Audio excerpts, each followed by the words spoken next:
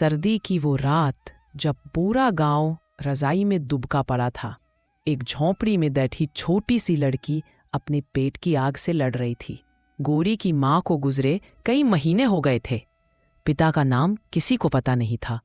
अब वो अकेली थी, उसी झोंपड़ी में भूख से लड़ती, ठंड से कांपती। माँ, आज भी रोटी नहीं मिली। क्या सच में भगवान होता है? पेट में दर्द और आंखों में आंसू लिए वो सोने की कोशिश करती, लेकिन भूख नींद से बड़ी थी।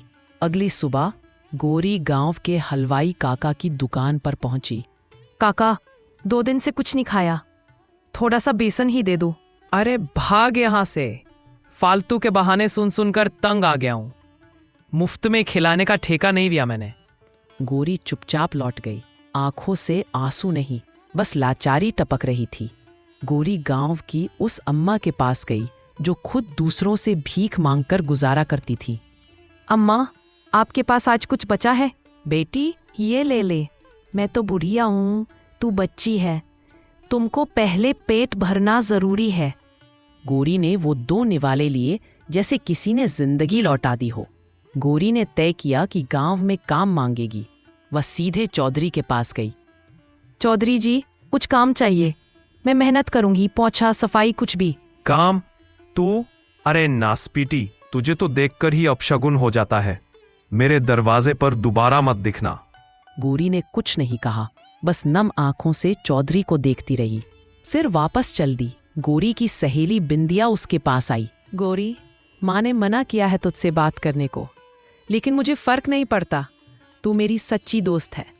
देख, मैं तेरे लिए रोटी लाई हूं, चल आधी रोटी मेरे साथ बांट ले। गोरी ने उस आधी रोटी को पूजा की तरह खाया। वो स्वाद जिंदगी का पहला मीठा एहसास था। एक दिन गोरी ने सोच लिया, अब और नहीं सहूंगी। गांव छोड़कर जंगल की ओर निकल गई।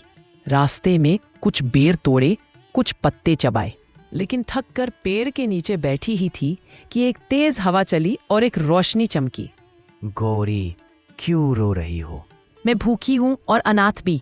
मैं जानता हूं, चलो मेरे साथ। बाबा उसे एक गुफा में ले गए। वहां दीप जल रहे थे, कुछ चमकदार पत्तियां और एक छोटा संदूक रखा था। यह चून लो, यह भूख मिटाने वाला नहीं, तुम्हारे भीतर की शक्ति जगाने वाला है। गोरी ने जैसे ही चूर्ण खाया, उसका चेहरा तेज से चमकने लगा।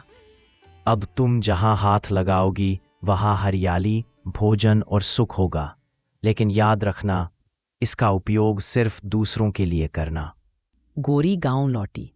सबसे पहले उस अम्मा की झोपड़ी के सामने जमीन पर हाथ रखा और वहां उगाया चावल का पेड़।